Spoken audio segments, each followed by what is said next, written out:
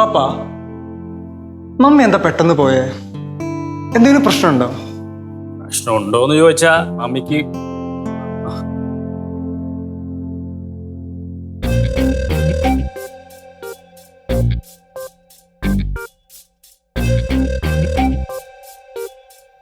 കിഷോറേട്ടാ, മായ്മ പേടിച്ചോടിയാ? പേടിച്ചോടിയതാണെന്ന് ചോദിച്ചാ അങ്ങനെ എനിക്ക് തോന്നിയത്. എന്നെ ഉൾപ്പെടെ എല്ലാവരെയും വരച്ച വരയിൽ നിർത്തുന്നതാണ് മായയുടെ ശീലം. അതിന്റെ ഒരു തണ്ടിയിടത്തിലും കോൺഫിഡൻസിലൊക്കെയാണ് ഇവിടെ കയറി വന്നത്. പക്ഷെ ആ കോൺഫിഡൻസും തണ്ടിയിടമൊക്കെ ആവണിയും ത്രിവേണിയും കൂടി അടിച്ചില്ലാണ്ടാക്കി. അതുകൊണ്ട് മായ ഇനി തിരിച്ചു വരുന്ന എനിക്ക് തോന്നുന്നില്ല.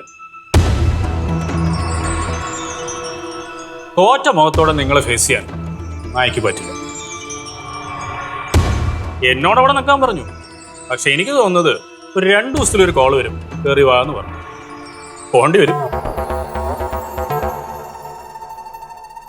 അത് പറ്റില്ല. അതെന്താ? നിന്റെ അമ്മ ഇവിടെ വന്ന് കിടന്ന് ഞങ്ങളെ ദ്രോഹിക്കണോ? അല്ല, അങ്ങനെയല്ല. പിന്നെ എന്നാൽ ഇത്രയും വലിയ ബിൽഡപ്പ് ഒക്കെ ഇട്ട് വന്നിട്ട് എന്റെ കഴുത്തിന് പിടിക്കാനല്ലേ മായമക്ക് പറ്റിയുള്ളൂ.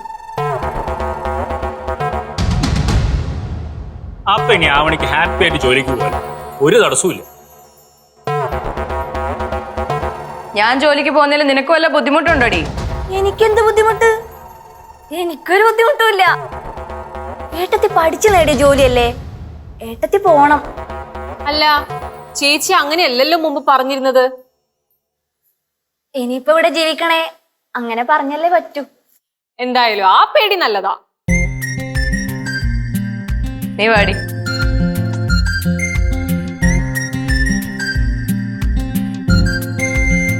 ആ, മായമ്മ പോയ സ്ഥിതിക്ക് വീണ്ടും ഇവരുടെ ചെണ്ടയായി ജീവിക്കാൻ എന്റെ വിധി.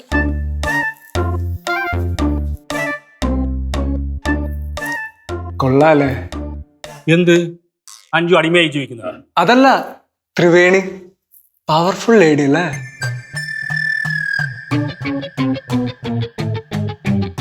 കെട്ടുവാണേ ഞാൻ ത്രിവേണിയെ കെട്ടുള്ളൂ.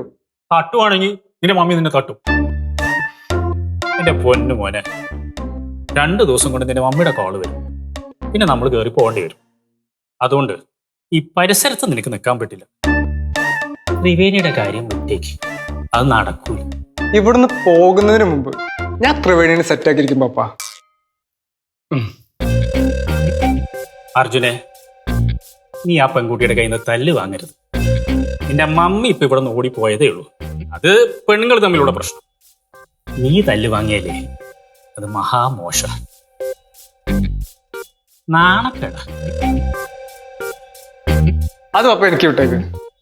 ഞാൻ അവളെ ഇംപ്രസ് ചെയ്തിരിക്കും പപ്പ. എങ്ങനെ ഇംപ്രസ് ചെയ്യാനാ നിന്റെ പ്ലാൻ? ധൈര്യത്തോടെ പെൺകുട്ടികൾ മുമ്പിൽ ചെന്ന് ഇഷ്ടാന്ന് പറഞ്ഞ ആൺപിള്ളേരെ പെൺപിള്ളേർക്ക് ഭയങ്കര ഇഷ്ടമാണ്. അതൊരു സൈക്കോളജി പപ്പ. Best psychology.